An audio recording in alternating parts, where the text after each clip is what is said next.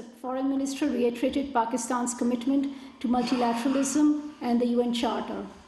He called for a comprehensive reform of the United Nations and its different organs, as well as democratization of the global financial and economic institutions.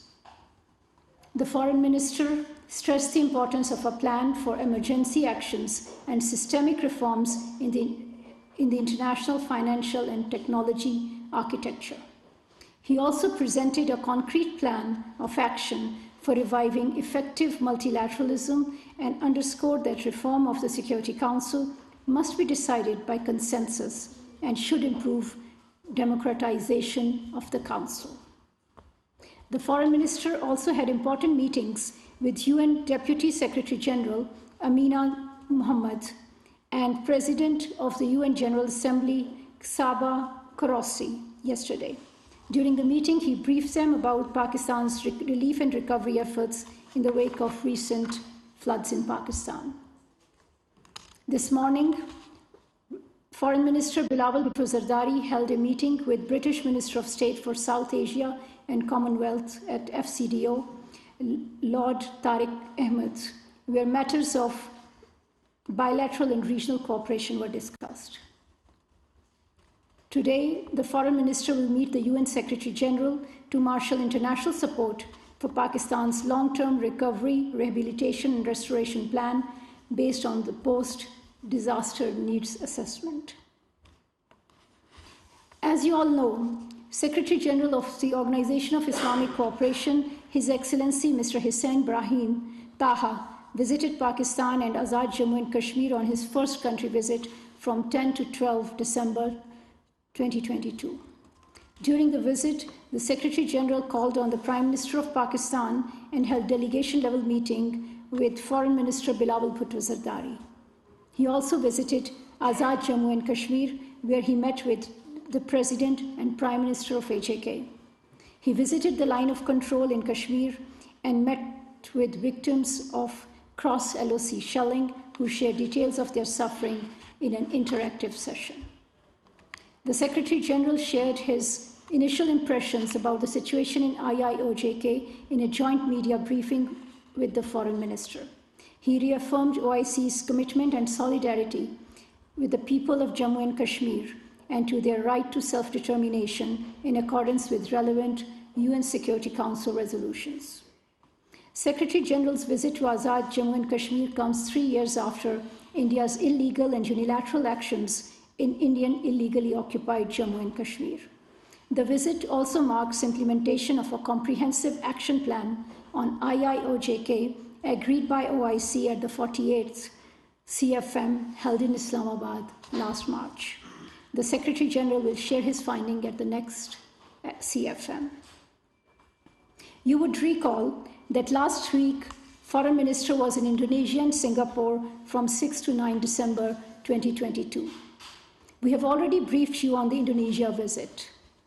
During the Singapore visit, Foreign Minister Bilawal Bhutto Zardari held a meeting with Foreign Minister, His Excellency Dr. Vivian Balakrishnan, and called on Her Excellency President Halima Yaqub. The two sides reiterated their commitment to advance bilateral dialogue and expand cooperation in education, digital economy, trade, and development. Pakistan's engagement and cooperation with ASEAN and regional and global issues of common interest, including climate change, were discussed at length. An important outcome of Foreign Minister's visit was the launch of STARS program by Meta, Facebook, for monetization in Pakistan. We believe this will contribute to capacity building of young entrepreneurs and serve as a valuable tool for Pakistan's growing number of Meta content developers. Foreign Minister Bilawal Bhutto Zardari is the first Foreign Minister in 12 years to undertake an official visit to Singapore. Pakistan will continue to strengthen its dialogue and cooperation with Singapore bilaterally and within the context of ASEAN. Among upcoming activities, I would like to share with you that the International Conference on Climate Resilient Pakistan will be held in Geneva on 9th January 2023. The Prime Minister of Pakistan and United Nations Secretary General will co-chair the conference. Pakistan will present the Reconstruction, Rehabilitation, Recovery and Resilience Framework at the conference. This 4RF document is based on Post-Disaster Needs Assessment launched on 28 October 2022, which estimated flood damages to exceed $14.9 billion, economic losses over $15.2 billion, and reconstruction needs over $16 billion. The conference will engage the international community to mobilize support towards building back better after the devastating floods. It will also be an opportunity to hold an informed dialogue on climate adaptation and resilience and to discuss supportive arrangements for the recovery processes. The Prime Minister of Pakistan and UN Secretary General have jointly addressed an invitation letter to donor countries, international financial institutions, and other development partners for this conference. Yesterday, you had followed the press conference by Minister of State for Foreign Affairs, Hina Rabbani Khar, wherein she briefed on state terrorism against Pakistan, planned, conducted, and funded by India. A comprehensive dossier in this context has been developed by Pakistan, highlighting India's involvement in a deadly terrorist attack that took place on 21st June 2021 in a peaceful neighborhood of Johar town in Lahore. In the Lahore terrorist attack, 3 civilians lost their lives and over 24 were critically injured. Investigation by our law enforcement agencies with the support of international counterparts have found concrete evidence that masterminds, financiers, and facilitators of Lahore terrorist attack were Indian nationals and are located in India. Indian agencies recruited terrorists for this attack, trained them, provided them with finances and logistic support. Pakistan has initiated international legal proceedings, including with Interpol and mutual legal assistance processes to bring those responsible to justice.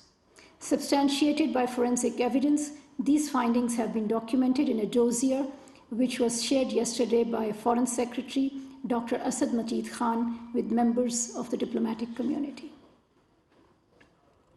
You may have seen the statement by Foreign Minister Bilawal Bhutto Zardari on the occasion of the International Human Rights Day on 10th December 2022, in which he called upon the international community to bring an end to the suppression of the people of Indian illegally occupied Jammu and Kashmir and the violation of their human rights. The International Human Rights Day commemorates the adoption of Universal Declaration on Human Rights on 10th December 1948. It was the same year when India brought the Jammu and Kashmir dispute to the United Nations Security Council. Since then, this issue has been on the agenda of the UN Security Council, which has adopted several resolutions recognizing the right of self-determination of the people of Kashmir.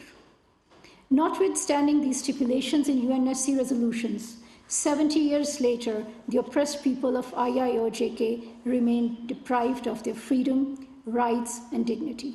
Kashmiris live in a state of siege, caught amidst a dense web of Indian soldiers, checkpoints, barbed wires, bunkers, military convoys, drones, armored vehicles, garrisons, secret prisons, and military bases.